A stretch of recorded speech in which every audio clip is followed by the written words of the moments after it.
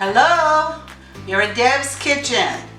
Today I'm going to be preparing something special for you.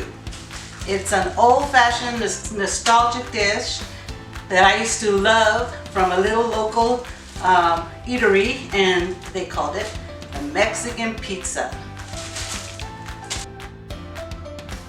When you think Mexican pizza, you're probably thinking Taco Bell. Well, it's something similar, but this one was kicked up and delicious. And these are the ingredients we'll be using today. Ground beef, small snack-sized tortillas, taco seasoning, cheddar cheese, sour cream, lettuce, jalapenos, and I just made a pot of fresh beans for this. And we will also be adding tomato. The first step is we're going to start frying our ground beef. So I'm turning this up pretty high, and you need a skillet to fit all your meat. Wash your hands first, I just did that. We're going to put in our meat to fry. We're going to add some onion, minced onion, like I always add to all my dishes. I'm going to kick it up with just a little Lori's garlic salt.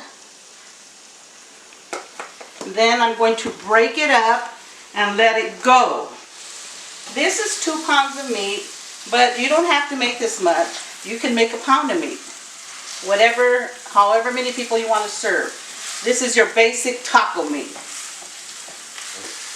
So now all we have to do is cover it and watch it. I like using a glass lid because I can see what's going on. And this has a little hole for steam venting. So this is ideal. So we're basically going to let that cook and do its magic. And I'm going to turn on a back pan that I'm using to deep fry my tortillas.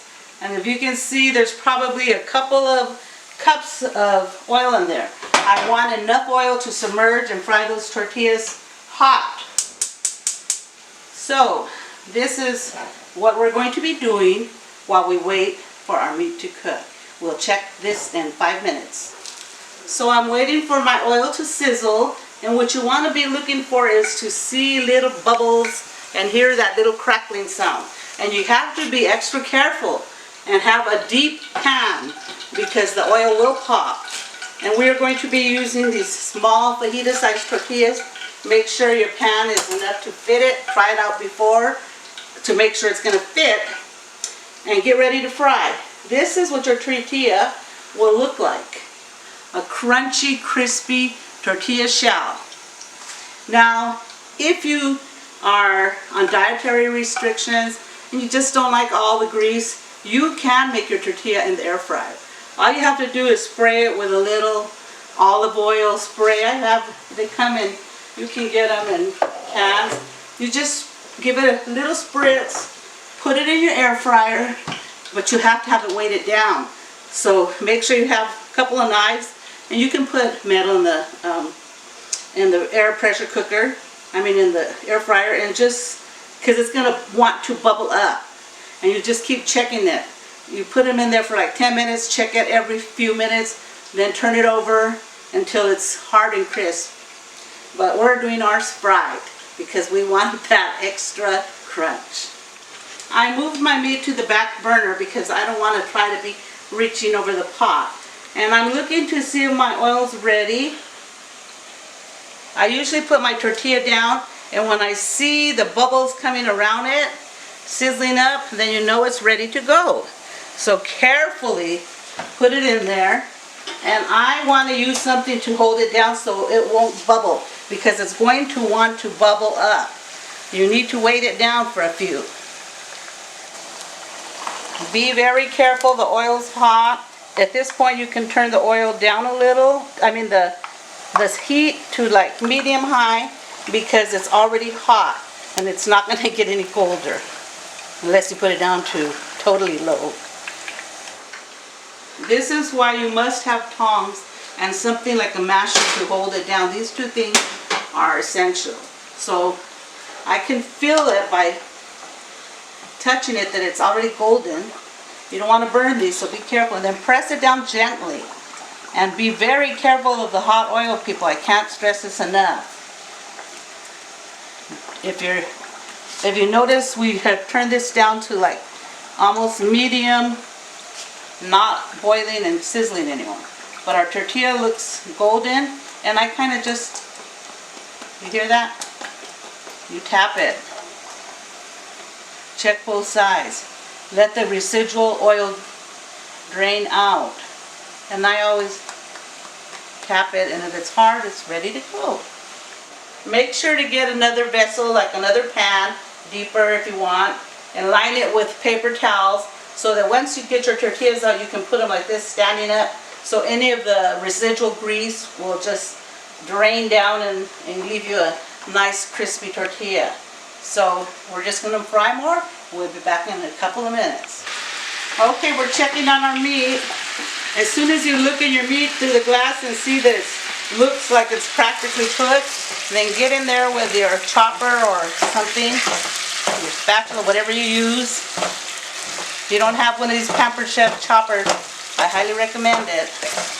And this is excellent for chopping meat. I love it. I use it all the time now. So you basically chop it up more, and then you cover it till it's completely cooked. We'll check back in 5 minutes. Okay, we have our tortillas fried up. Our meat's going pretty good. So now we are going to smash our beans. I made these in the crock pot this morning. This is the best way to make your beans, people. You can find the link to these beans on my channel, and there's going to be a card there on the corner for you to see if you want to learn how to make these crock pot easy, delicious beans. I'm transferring some beans to my skillet, and I want a little bit juice, and just don't saturate it with juice at first. You can always add, but if you put in too much, it's going to be very runny. So we're taking these over, and we're going to start mashing them. I have a bean masher here, and we're just going to mash them until they're totally smooth. We're almost finished mashing those. Some people like to use an immersion blender or other type of mashers. That's fine. This is just how I do mine. So these beans are basically ready to go.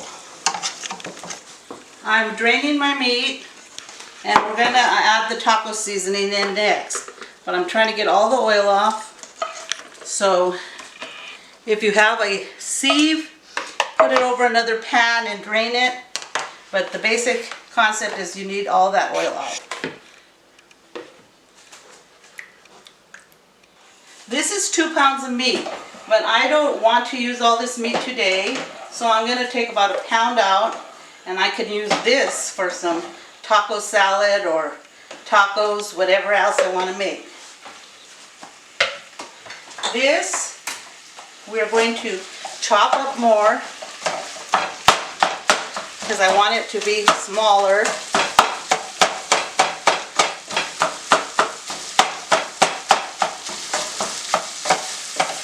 Smaller bits.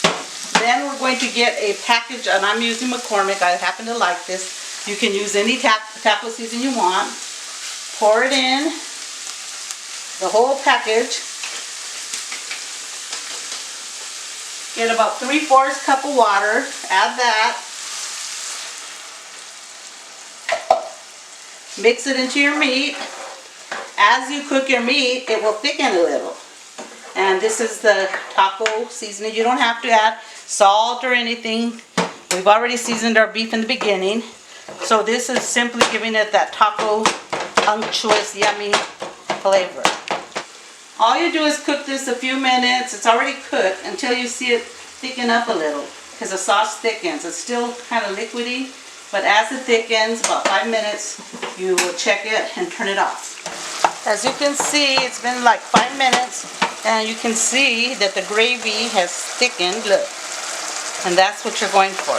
So now we just turn it off and set it to the side. Okay, now it's time to do the toppings. And I prefer sharp cheddar cheese. Delicious. So we're basically going to grate our cheese. And you can do it in the food processor if you have one. I usually use it, but I'm not making a whole lot, so it's easy to just use your box grater. So here we are with the cheese. I'm just going to dump it in this bowl, ready to go. Next up, we have a lettuce. And iceberg is what I use. I'm chopping it in half. And I've rinsed it off. First I take out the outer layer of lettuce because, you know, pesticides, they spray it. Then I wash it real good and I drained it on that rack. So now it's ready to go. We turn it over and start shredding it. I like to try to do fine shred. So if you cut it in half, you can put it face down like this and it's easier to shred. Sometimes I turn it over like this, and I also, because I want to see what I'm doing, and I will shred it this way. So take your pick, however thin you want it, is up to you. Lastly is the tomatoes.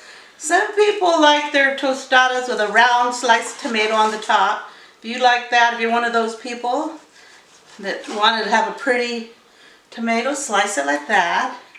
If you don't, slice it in half and then just cube it. This is how I do mine because I love tomato and I want tomato on every piece. So this is how I slice mine. Gives you nice little cubes and you just throw them in your bowl. And we are ready to assemble the magic. Now we're ready to assemble our Mexican pizzas. But before we do, don't forget, go like it, subscribe, and hit that notification button if you want to be seeing me cooking in here. And also, I'd like to hear your suggestions, comments on things that you want to see in Deb's kitchen. First up is our beans. If you like a lot of beans, put more. It's all up to personal preference. So here we go with the beans coming on. Make sure you put beans all the way to the end.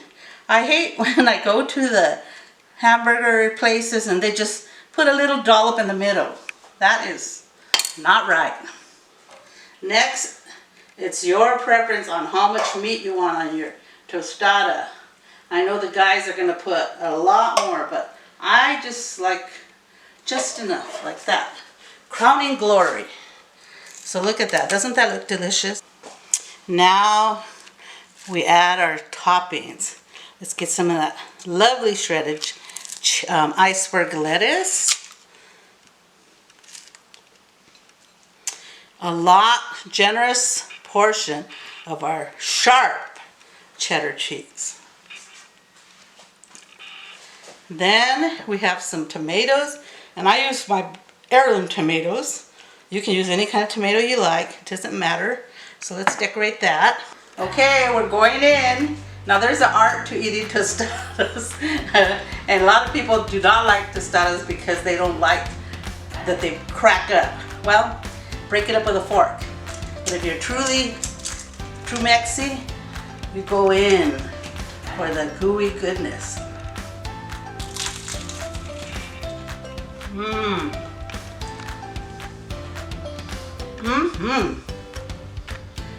So there you have it, people.